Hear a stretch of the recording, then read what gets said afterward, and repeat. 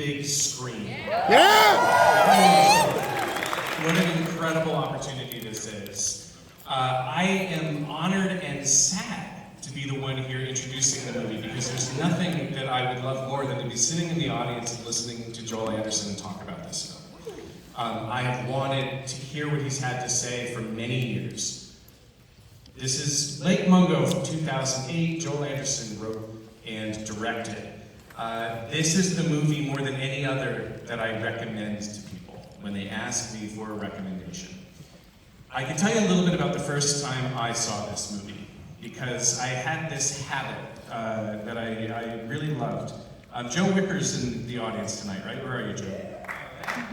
There he is, right back there. So, way back in 2003, when I moved out to Los Angeles with a bunch of other East Coasters, Joe was part of that group.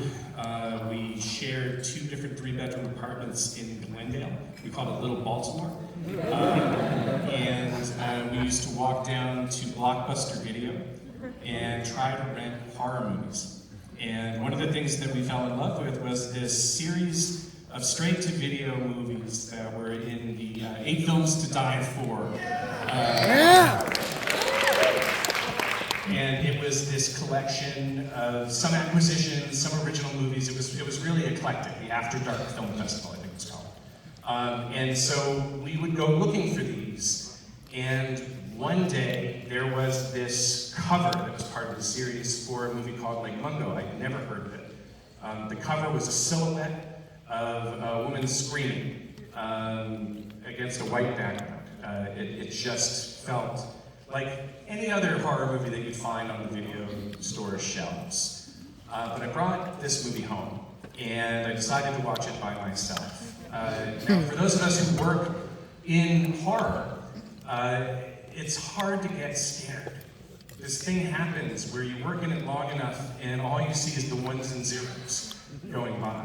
And it's really rare for something to get in there. And sometimes a jump scare might get you. Sometimes the mood might creep in and you might forget that you're analyzing all the tricks. And you might forget that you know the language that they're speaking. But it's very, very rare. In the case of this film, I sat down to watch it alone. Halfway through the movie, I paused it, and I went to get someone else to watch it. Because I was freaked out. And that hadn't happened to me in years. Now, I don't want to oversell this, because when you see this movie, if you haven't seen it before, it's not a traditional narrative. It's structured like an authentic documentary. Now, the way that the director accomplished this was by casting actors off of an outline. He didn't write dialogue into the script. He gave them a basic outline of what to accomplish in the interviews so that these talking head interviews you're going to see would feel natural, would not feel written. And so the movie feels very real. To talk more about it too much is to do it a disservice. So I'm gonna, a little bit. Again, at the risk of saying a little too much, we're building it up for those of you who haven't seen it, because I always think that's unfair to do. What I will say is there is a single shot in this movie that remains to this day one of the most frightening, memorable, visceral shots I've ever seen in my life. And for those of you who have seen it, who knows exactly what I'm talking about? Woo! The thing that stood out about this film to me, and the reason why I continue to recommend it to people to this day, isn't about that shot, and it isn't about the sense of dread, which starts pretty early and slowly squeezes its hand around your neck through the runtime. All of that's true. It will do all of that. The thing about this movie that resonates with me the most all these years later is that it breaks my heart.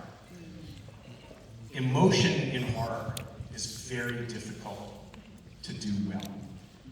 It's a genre that thrives in a lot of ways